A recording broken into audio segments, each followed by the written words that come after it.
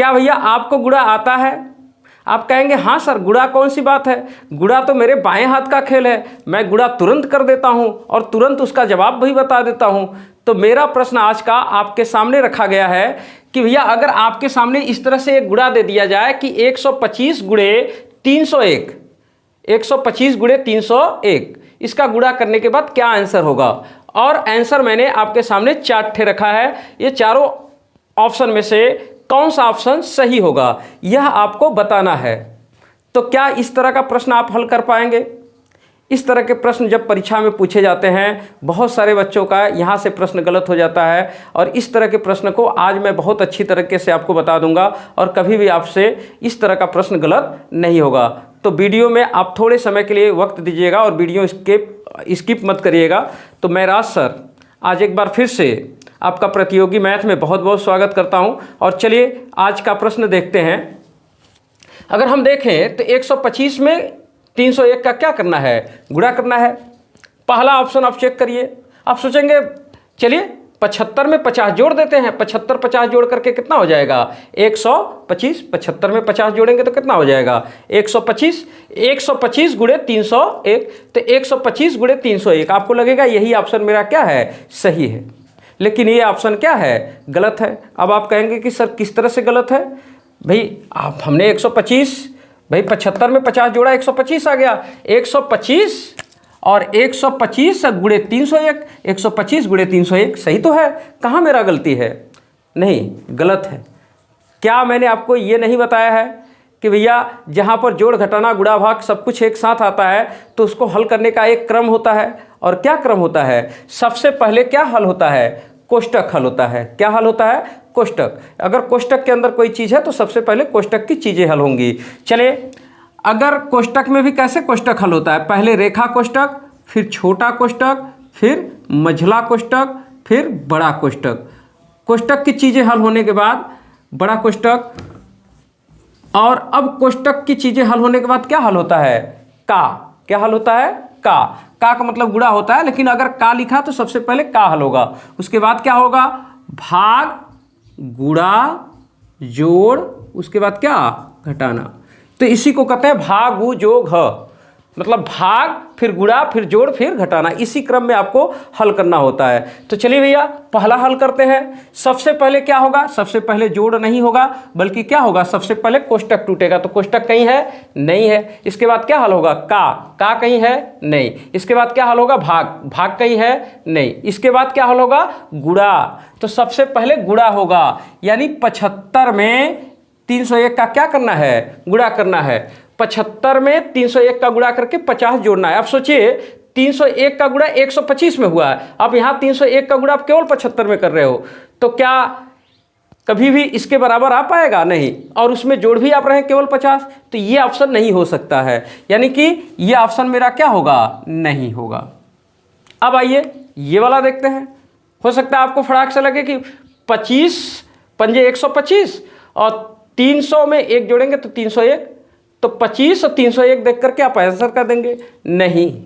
सबसे पहले क्या होगा, कोष्टक नहीं है, फिर का नहीं है, फिर भाग नहीं है पहले, उसके बाद क्या होगा, गुणा हल होगा। तो 25 गुणे 5, 25 पंजे 125, 125 और इसके बाद 300 में 1 जोड़ेंगे तो कितना होगा, 301। इन दोनों का होना चाहिए आपस में गुणा, लेकिन यहाँ पर गुणा है नहीं, यहाँ पर तो प्लस है, यानी ये वाला ऑप्शन भी क्या होगा, नहीं होगा। अब आए इस ऑप्शन में, ऑप्शन नंबर सी में। सबसे पहले क्या होगा, सबसे पहले कोष्टक हल होगा, कोष्टक सवाल में कहीं है नहीं। इसके बाद का हल होगा, का कहीं है नहीं। इसके बाद भाग होगा, भाग कहीं है नहीं। इसके बाद क्या होगा, गुणा।